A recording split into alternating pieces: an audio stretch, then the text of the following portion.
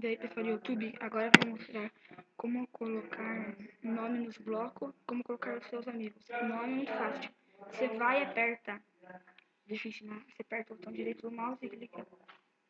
Desculpa isso. Você clica aqui no seu botão pequeno, vai nele. Quando for, você clica no botão direito, colocar nome. Agora eu vou mostrar como colocar os nomes dos seus amigos. Você vai aqui em pessoas, né?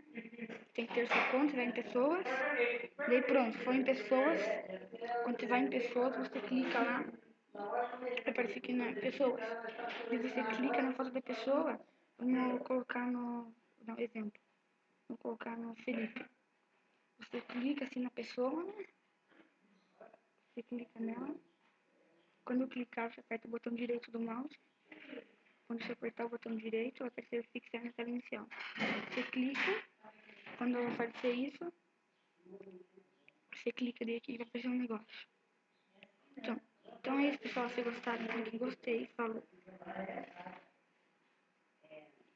Quero uma mensagem, chegou em mim.